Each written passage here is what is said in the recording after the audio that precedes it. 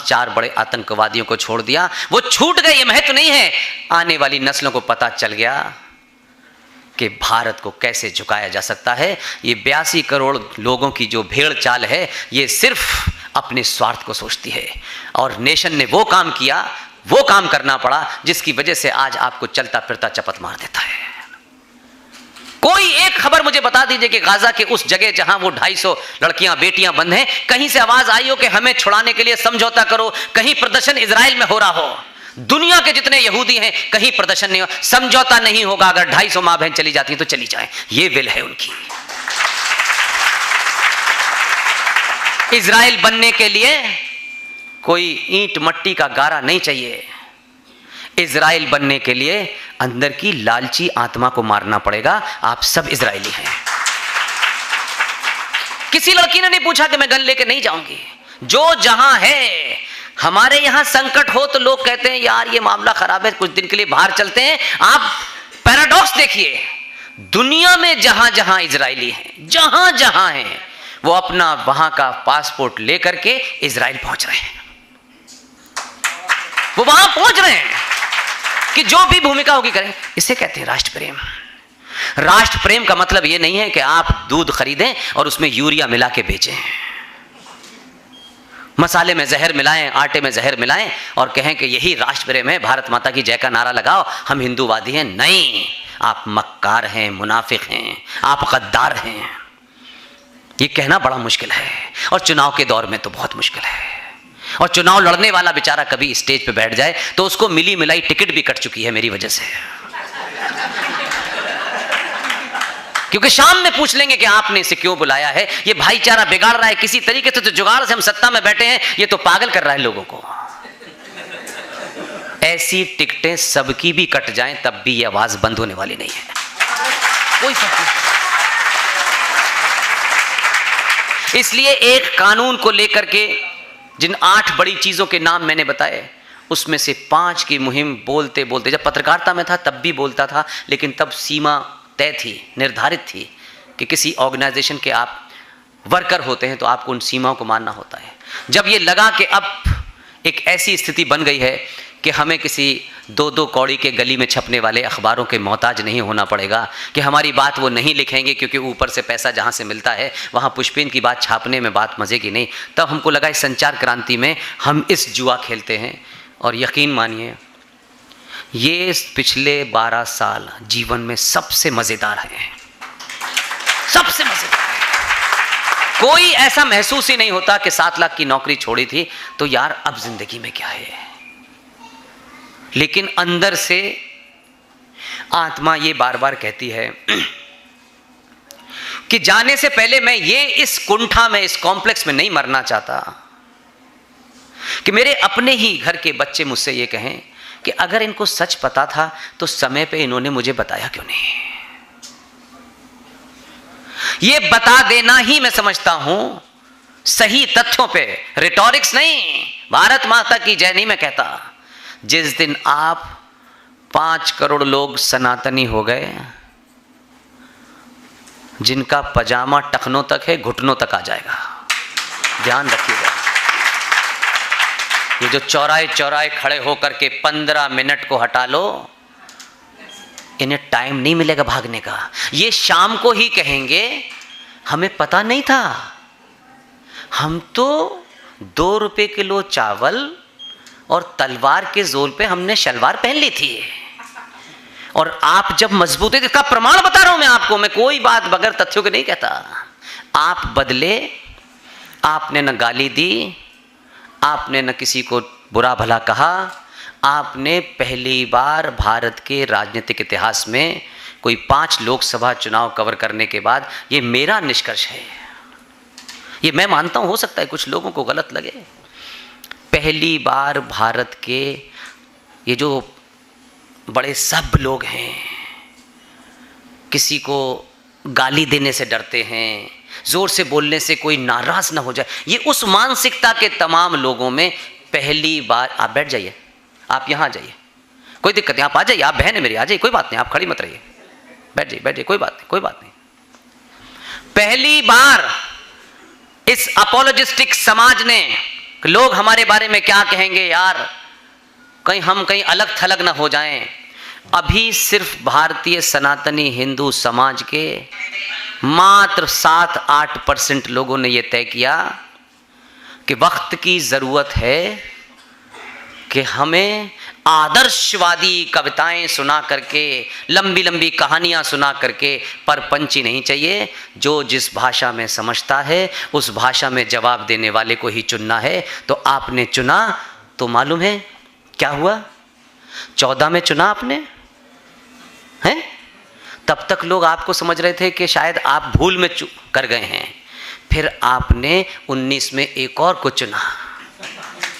तब लोगों को लगा कि ये अपने हीरो को पहचानता है और हीरो के अंदर न जाति देखता है न हीरो की क्वालिटी देखता है। ये देखता है कि इस समस्या का समाधान यही कर सकता है, यही हमारा तब तक हीरो रहेगा जब तक समस्या समाप्त नहीं हो जाती। और पूरी दुनिया में मैंने पहले कहा ना, पहले मेरा किसी राजनीतिक दल से कोई लेना देना था, ना किसी संगठन से था और ना है, और जब तक हूं किसी पार्टी फार्टी के ऑफिस में मैं नजर नहीं आऊंगा। मैं तो बहुत सारे जो मेरे मित्र हैं राजनीति में वो कहते हैं फोटो खिंचवाना है। मैंने कहा जब तक संसद जाने का ख्वाब है तब तक मेरे साथ मत खिंचवाना फोटो। मैं दोस्त हूं इसलिए चाहता हूं कि संसद चले जाओ, लेकिन खामखा मेरी तस्वीर लगाओगे तो बहुत कुछ बवाल हो जाएगा। इसलिए मैं सिर्फ आपसे कहना इतना चाहता हूं कि आप थोड़ा सा बदले। ना किसी को मारा, ना पत्थर दिया, ना गाली दी आपने, आप बदले तो कश्मीर में एक नेता जो नबी का गुलाम है, कांग्रेस से आजाद है, वो क्या कह रहा है, मेरे पूर्वज 700 साल पहले हिंदू थे। आपने गोली नहीं चलाई है, आपने किसी को गाली नहीं दी है, आपने अपने होने का एहसास दुनिया को कराया है। हम हैं, हम ये थे, तुम्हें हमारे साथ संबंध रखना है तो रखो, नहीं अपने घर जाओ। इस कारण से लोग फाइलें टटोल रहे हैं कि 1722 में फारूक अब्दुल्ला के पूर्वज का नाम राघोराम कौल था। निकाल ली उसने जन्मपत्री। तो यह आपके कारण बदला हो रहा है। अगर आपकी इतनी ही ताकत है कि 5 साल में ब्राह्मण बनिया ठाकुर अगर मगर ये वो फलाना धमाका नहीं करके सिर्फ उसको चुनना है जो उस भाषा में जवाब दे, ये अगले 50 साल तक आप करेंगे। लोग अपने जन्मपत्री भी ले आएंगे और सड़कों पे खड़े होकर अपने सर पे 4 जूते भी मारेंगे। हमारे ऊपर चुड़ैल आ गई थी, हम पागल हो गए थे, हमने ऐसा बुरा किया, हमें माफ कर दीजिए, और ये भी ठीक हो जाएगा। और कोई बनने की कोशिश नहीं करेगा। उसको समझ में आ गया 100 करोड़ लोग ये चलते फिरते एटम बम हैं, पता नहीं कहां फट जाएंगे। इतनी सी बात करने के लिए ना आपसे पैसा खर्च करने के लिए कह रहा हूं, ना किसी को गाली देने के लिए कह रहा हूं, अपने होने को तो मानिए। मां जिन्हें सास भी कभी बहुए देखना है, बेटे को गर्लफ्रेंड के साथ घूमना है, बेटी कहां जाएगी? मां के पास फुर्सत नहीं, पिता को पैसे कमाने हैं, 5 करोड़ 10 करोड़ 500 करोड़। बेटी घर से निकलेगी, वो भी एक ह्यूमन बीइंग है, उसके शरीर में उसके मन में तमाम वो बदलाव हो रहे हैं जो हर आदमी के साथ होते हैं। अब उससे कोई बात भी नहीं करना चाहता, ना फिल्म की बात करना चाहता, ना किसी हीरो की बात करना चाहता। माँ तो अपने में बिजी है, पिता अपने में बिजी है, भाई अपने में बिजी है। तो उसके अंदर के उस विचारों को वो घर से बाहर निकलती है, किसी चौराहे पे कलावा बांधे जिहादी उसको फंसा लेता है। देर हो जाती है तब वो समझ पाती है, तब हमें हिंदुत्व हमारा अच्छा ऐसा हो गया क्योंकि हमने हमारे समाज में खुद जो रोल मॉडल चुने हैं वो बड़े खतरनाक हैं। हम मानते हैं कि पूरी दुनिया में खूबसूरती की निशानी तैमूर की अम्मी है। तैमूर की अम्मी ने नीली साड़ी पहनी तो हम पहनेंगे, पीली पहनी तो पहनेंगे। तैमूर की अम्मी को 200 रुपए दे दो, कुछ भी कहलवा लो, वो विज्ञापन से हमारी दुनिया चले। हर चीज हमारे घर में विज्ञापन देख के आ रही है कि ये लेटेस्ट आई है। आपकी सारी एनर्जी जा कहां रही है? आपने कभी नहीं कहा कि अगर इस देश में सुंदरता की निशानी को पता ही करना है तो शिवाजी की मां जीजाबाई है। और आज की फिल्मों, आज के दौर की फिल्में हैं। अगर आपको आज के दौर की फिल्मों से भी आइकॉन लेना था तो आज भी जो आज की फिल्में हैं, उन फिल्मों के अंदर भी वो जो कोई एक फिल्म आई थी, क्या नाम था, बड़ी फेमस फिल्म थी, उसकी हीरोइन भी तो हो सकती है, बाहुबली। तो बाहुबली की हीरोइन आज के युवा बेटी की हीरोइन क्यों नहीं हो सकती? और पुरुष बाहुबली क्यों नहीं बनेगा? बाहुबली ने किसी को मारा था? उसने सब कुछ किया। आप चारण की बात करते हैं और चाटुकार हो गए हैं, क्योंकि आपको बताया गया कि आपके पिताजी, प्यारे बापू, आदरणीय राष्ट्रपिता, कोई दुनिया में डॉक्यूमेंट, उनके मान सम्मान में, पहले कह दिया मैंने, मैं वो शख्स हूं जो किसी के पद से पैर नहीं छूता हूं। रिक्शे वाला भी 60 साल का होगा तो मैं उसको सबसे ज्यादा सम्मान इसलिए देता हूं कि हमारे संस्कारों में उम्र से बड़े को सम्मान देना है, पद से नहीं देना है। ये पद है, इसीलिए आप चोटे बलात्कारियों के पीछे भाग रहे हैं। नेताजी आए हैं, नेताजी आए, नेताजी ने क्या ज्ञान दिया है, उन्हें अपना कुछ पता नहीं है, नेताजी ज्ञान दे रहे हैं, तालियां बज रही हैं, हर आदमी नेताजी के पैर छू रहा है। बताइए यार, नेता को उसकी औकात में रखिए। नेता को ये लगे कि अगर ये नाराज हो गए तो मेरी कुर्सी गई, इस पोजीशन पर रखेंगे, तब नेताजी संसद में बैठ करके सनातनी हिंदू के खिलाफ जो कानून पिछले 20 साल में बने हैं, तब वो आपको बताता, लेकिन वो नहीं बताएगा, क्योंकि आप ही कब जानना चाहते हैं, आपको पता नहीं है। भारत की संसद, इस संविधान को, जिसको हम सुबह से लेकर सारे में बात करते हैं, इस संविधान को उठा के कूड़े में फेंक दिया संसद ने। एक ऐसा कानून जिसके लिए मुझसे अगर आप कहेंगे कि सुबह 5 बजे तक बोलो तो मैं तब भी बोलता रहूंगा, क्योंकि जो मुझे सीन नजर आता है, जो जमीन पे हो रहा है, और आप जमीन पे होते हुए देखने के बाद भी भागना चाहते हैं, मैं फिर इसका इलाज नहीं कर सकता। आप लड़ रहे हैं, ये कप मेरा है, ये कार मेरी है, ये 100 गज का मेरा मकान है, ये 500 गज का मेरा मकान है। कानून भारत की संसद में पास हुआ है। आप सबसे विनम्र निवेदन है कि आपको बहुत लंबी कथा सुना करके उसे समझाना नहीं चाहता, शॉर्ट में समझाने के लिए हमारे साथी एक वी सपोर्ट पुष्पेंद्र कुलश्रेष्ठ नाम का यूट्यूब चैनल चलाते हैं। ऐसे मुद्दे ताकि जनमानस तक पहुंच जाएं, हम सब जगह नहीं जा सकते हैं, उसमें आपको कॉन्स्टिट्यूशनली एक एक बात समझाई गई है और सब अवेलेबल है। वैसे तो आप जने क्या क्या ढूंढ लेते हैं इस सोशल मीडिया पे, लेकिन अपने मतलब की बात ढूंढिए। उनकी कभी सत्ता में वो 50 लोग नहीं रहे, कभी पार्लियामेंट में उनके 100 भी लोग नहीं थे, 50 भी लोग नहीं थे, लेकिन कौन सी वो शक्ति है कि उन लोगों ने उन सत्ताओं को झुकाया, भारत के संविधान को कचरे में डलवा करके ऐसे कानून बना दिए हैं कि ये भारत राष्ट्र आपका नहीं है। आप दिन भर भारत माता की जय करते हैं, जय बोलने वाला झूठा है, ये नहीं हो सकता। आप अपने बेटे बेटी को भी नहीं बता रहे जिनकी मौत का इंतजाम हो गया है, आप उसको अच्छा खाना, मिनरल वाटर, उसको कहीं पॉल्यूशन से बचाना है, उसको यहां भेज देना है, वहां भेज देना है। ऐसे सभ्यताएं नहीं बचती हैं। सभ्यताएं बचाने के लिए कीचड़ में खड़े होकर लड़ना पड़ता है। आप कहें कि कीचड़ में खड़े होने का काम इनका है, मेरा नहीं है। मैं तो जब बाहर कुछ होगा तो मेरा बेटा तो गवर्नर बनना चाहिए, चोरी डकैती करके भी आप उसे गवर्नर या मंत्री बनाना चाहते हैं, ये नहीं होगा। जब भारत की संसद में एक सरकार के पास पूर्ण बहुमत नहीं था, सौदा किया उन्होंने। और सौदे कैसे होते हैं वो ये जानते हैं कि आज हमने इस पे क्लेम कर दिया है, इस पे क्लेम कर दिया, ये स्पीकर मेरा है, ये गुलदस्ता मेरा है, ये फूल मेरा है, ये माइक। उन्होंने कहा कि अगर इसी की बात है तो हम इसका सौदा भी करेंगे और इसके बदले में वो लेंगे जो अनादिकाल तक उनके पास रहेगा। सौदा किया बाबरी मस्जिद का। आपको लगता है बाबरी मस्जिद ये हुई वो ही। मेरे मुंह से कुछ लोगों के प्रति अशब्द नहीं कहना चाहता, बहुत मुझे पीड़ा है। बाबरी मस्जिद गिर गई, ये पहले से तय था, अंदर खाने तय हो चुका था, और गिरने के बाद क्या चाहिए था ये पहले से फिक्स था। एक पक्ष पता है, एक पक्ष नहीं पता। इसलिए मैं उस पक्ष को बताना चाहता हूं जो आपसे छुपाया गया है। जाके ढूंढिएगा, कोई बात छुपी हुई नहीं है। 91 में तय हो गया था कि हमें ये दे दो, हम बिना पब्लिक में चिल्लाए अंदर से छोड़ देंगे। हम चिल्लाएंगे, रोष मचाएंगे, क्योंकि हमें अपनी कौम को भी जिंदा रखना है। ठीक है, समझौता क्या हुआ पता है आपको?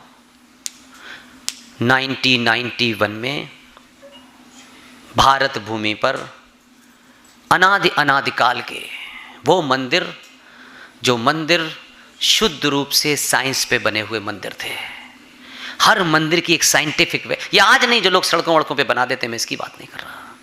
सत्ता के बाहर बैठे हुए नेताओं ने ये समझौता किया, बाबरी मस्जिद जब गिर जाए तो चिल्लाना, रोना, क्योंकि तुम्हारे अपने लोगों को भी पता ना चले। लेकिन हमने खामोशी से एक समझौता किया, और उस समझौते के तहत देश भर में 42,000 वो मंदिर जो हमारी संस्कृति को, हमारी सभ्यता को, हमारे आदर्शों को बताते थे, उस पे कानून बना दो, ताकि अब उस पे बात नहीं होगी, इसे छोड़ देना। उस कानून का नाम है प्लेसेस ऑफ वर्शिप एक्ट 1991। हमने समझौता किया क्योंकि हमें वक्ती तौर पे अयोध्या की इस जो हमने रेल चलाई थी, इस पे हमें सत्ता में पहुंचना है। सत्ता में पहुंच जाएंगे, बस ठीक है, फिर देखा जाएगा। वो प्लेसेस ऑफ वर्शिप एक्ट 1991 में तय हो गया, साइन हो गए। उसके बाद उन्होंने कहा 92 में आप कर लीजिए थोड़ा, हाँ खत्म। इसलिए आपके लोगों ने संसद में कानून के अंदर ये मान लिया कि 42,000 जो मंदिर हैं, उनको, जिनकी हालत 1947 में जो थी, अब वो रहेगी, अब उसमें कोई टेम्परिंग नहीं हो सकती। ये कानून हमारे ठेकेदारों ने मिलके पास कराया, बाहर आकर के खामोश। ये 91 की बात है। 92 की घटना हुई तो 93 में क्या डिमांड की उन्होंने। इसलिए मैं कह रहा हूं कि आप उनका मुकाबला नहीं कर सकते, क्योंकि आपको, शर्मा जी को, ठाकुर साहब को, इसको उसको, मेरा तेरा है, उन्होंने जो भी सौदा किया 1000 साल के लिए किया। आपका सौदा तो सुबह से शाम तक का है, एक चाय का है, एक वक्त के खाने का है, एक चुनाव का है। 93 में किसी को पता नहीं है, आपको पता ही नहीं है कि आपका सौदा हो गया। 93 में बिना किसी को बताए, बिना हो हल्ला हुए, बाकी बातें तो बहुत पता है आपको, दुनिया का ज्ञान है आपके पास, अपने घर के पीछे क्या हुआ उसका पता नहीं। दूसरा सौदा किया कि भारत में बहुत सारे मजहब, उनकी गिनती बहुत कम है, तो हमें एक माइनॉरिटी कमीशन बनाना है। और एक माइनॉरिटी कमीशन बना, और इस देश का उस वक्त 12% और आज 22% टोटल पॉपुलेशन का मुसलमान अल्पसंख्यक है। और एक माइनॉरिटी कमीशन बनकर उसका करोड़ों का बजट अलग से हो गया। बात यहीं तक नहीं चली, फिर 94 आया, और फिर 95 में एक और जघन्य अपराध हुआ कि एक कानून जो कभी अंग्रेज़ों ने बनाया था, उस कानून में 1956 में चचा ने कुछ अमेंडमेंट किया था। उसके बाद में राजीव गांधी ने अमेंडमेंट किया। फिर 1995 में एक अमेंडमेंट हुआ, और वो अमेंडमेंट होके चुप। बड़े से बड़े नेता की तस्वीर तकरीरें निकाल लीजिए, भाषण निकाल लीजिएगा। बड़े बड़े हिंदू ठेकेदार जो गली गली हमको गाली दे रहे हैं आजकल, क्योंकि उनको लगता है कि हम भड़का रहे हैं। किसी डिस्कोर्स में, कमरे के अंदर, कमरे के बाहर, कहीं छुप करके भी किसी 4 लोगों को बताया कि भाई यार ये कानून बन गया है, इसका मतलब पता है, इसके रिपरकशंस पता है? नहीं, वो खुद चाहते हैं कि ये आपको पता ना चले, इसलिए हमारा बोलना उनको अच्छा नहीं लग रहा, वो परेशान है। हमने भी कसम खाई है कि हम मरेंगे तो बोलते बोलते ही मरेंगे, किसी को फर्क नहीं पड़ने वाला। हम तुम्हारे दरवाजे पे कभी नहीं आएंगे, ऊपर वाला हमको कभी मजबूर नहीं करेगा कि हम तुम्हारे दरवाजे पे आए। जिस दिन ये नौबत आएगी उस दिन खामोश हो जाएंगे, लेकिन तुम्हारे दरवाजे नहीं आएंगे। 99 में वक्फ प्रॉपर्टी कानून में एक अमेंडमेंट हुआ। तब भी कुछ लोग राष्ट्रवादी पार्टी के पार्लियामेंट में थे। किसी भाषण में बताया, किसी हिंदुओं की सभा में बताया कभी ऐसी मीटिंगों में बताया कि देखो हम ताकत में नहीं थे लेकिन ये हो गया, लेकिन ये इतना खतरनाक है। उन्होंने तो कहा कि बिल्कुल मत जानो, और आपको उन शत्रु का काम किया उन्होंने। और चलिए 1995 तक तो बहुत सारी चीज़ें नहीं थी भाई। 2013 में तो टेलीविज़न लाइव दिखाता था, संसद समाचार, लोकसभा, राज्यसभा की कार्रवाई लाइव दिखाता था, लेकिन आपको तो 2 कौड़ी का क्रिकेट का मैच रात में 1 बजे जग के देखना है, क्योंकि उससे आपको एक अलग किस्म का प्लेजर मिलता है। लेकिन आपके घर का सौदा हो गया, उसे क्यों सुनना है? उसके बारे में हमें क्यों जानना है? हम जानना तक नहीं चाहते। जब आप जानते नहीं हैं तो उस एमएलए और एमपी से पूछते भी नहीं हैं, वो भी चाहता है न जाने। 2013 में संसद के अंदर एक ऐसा कानून पास हुआ है जो इस्लामिक देशों में शरिया पे भी नहीं लागू हो सकता। कभी किसी ने कहीं डिस्कोर्स में, अखबार में किसी ने लिखी, बड़े बड़े एडिटोरियल लिखने वाले, बड़े बड़े अखबार, बड़े बड़े कॉलम लिखने वाले लोगों ने कहीं लिखा इस पे? 2013 में भारत की संसद के अंदर वक्फ बोर्ड कानून को रखा गया, उस पे बहस हुई। मैं आपको उसके 2 बुलेट पॉइंट बता देता हूँ। उसकी निटी-गिटी समझने के लिए मैंने आपको बताया कि वो यूट्यूब चैनल है, उस पे हम ज़्यादा समय एक्सप्लेन कर पाते हैं। आप जाएंगे तो आपको समझ में आएगा। उसके अंदर संसद में बहस हुई। ये वाले और गेरुआ वस्त्र डालने वालों की गिनती 113 थी, 113। और उसमें जो खेल हुआ है वो आपको अभी नजर नहीं आएगा। मात्र 10 साल की बस रुक जाइए आप, 10 साल तक।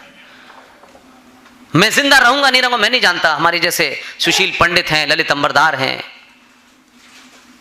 बहुत सारे लोग जो काम कर रहे हैं, हो सकता है इनमें से कोई नहीं भी रहेगा, लेकिन तब तक देर हो जाएगी। कोई ऐसा ही नहीं है कि मोहन गुप्ता जी, अनिल जी, आनंद भाई, ये अच्छे खासे संपन्न लोग हैं, इनको मुझ जैसे आदमी को बुला बुला के, मोहन गुप्ता जी मुझे यहाँ से उड़ीसा तक ले जाते हैं क्योंकि उनको पता है कि मेरी सिक्योरिटी का समस्या है। इनको कुछ नहीं मिलने वाला है, इनको कुछ प्राप्त नहीं होने वाला है। ये टिकट मांगने की सोच ही नहीं सकते हैं, ये संसद में जाके कुछ कर नहीं सकते हैं, इसलिए कि इनकी समझ में आ गया है। इसलिए ये यही कर सकते हैं कि कोई कुछ कर रहा है तो ये अपनी ताकत मेरे पीछे लगा देते हैं। मेरी हैसियत नहीं है कि मैं हवाई जहाज का टिकट लेकर के देश में कर सकूं, मेरी हैसियत नहीं है। 2012 में मैंने नौकरी छोड़ दी है। कौन कौन आदमी क्या क्या इसके पीछे करता है नहीं जानते। ये भी उतने ही बड़ा काम कर रहे हैं। इन्होंने अपनी भूमिका तय कर ली, आप अपनी भूमिका तय करके इस कमरे से निकल के जाइएगा। आज सिर्फ ये मत सोचिएगा कि मैंने कुछ बोल दिया है, मेरी बात को सुन लीजिए। यकीन जब कहिए जब कॉमा और फुल स्टॉप आपको वही मिले जो मैं कह रहा हूं। लेकिन सोच के जाइए, आपने अपने जीवन के एक बहुत से साधारण से आदमी के लिए अपना समय निकाला है। आप सब संपन्न लोग हैं, कोई फालतू लोग नहीं हैं, कोई नेताजी की सभा के लिए ट्रक में भर के लाई हुई लेबर नहीं है ये। अगर आपके मन को लगे कि हां इसमें कुछ बात है तो 5 लोगों को बताइएगा, 5 लोगों को बताइएगा, और जो ज्यादा पढ़े लिखे उन्हें जरूर बताइएगा। अगर ये नहीं हुआ तो मेरा यहां आना, आप सबसे मिलना, आपने ताली बजाई, मैं खुश हो गया, मैं कल फिर उड़ीसा चला जाऊंगा, ये मेरा मकसद नहीं है। वक्फ प्रॉपर्टी कानून को रखा गया, अमेंडमेंट जो 95 में हुआ था वो रखा गया पार्लियामेंट के अंदर, और पार्लियामेंट में जब उस पर बहस हुई तो उसके अंदर ऐसे प्रावधान कर दिए गए हैं कि वक्फ